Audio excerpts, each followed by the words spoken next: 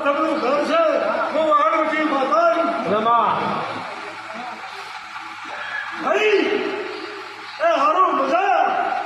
પણ નથી આજ મારા હોના જીવને કહેવાય ગયું એકદમ બુદ્ધિ કહેવાય ગયું જે કહેવાય ગયું પણ નોકરીદાર ખુદ મારું હું શિકોતર માતા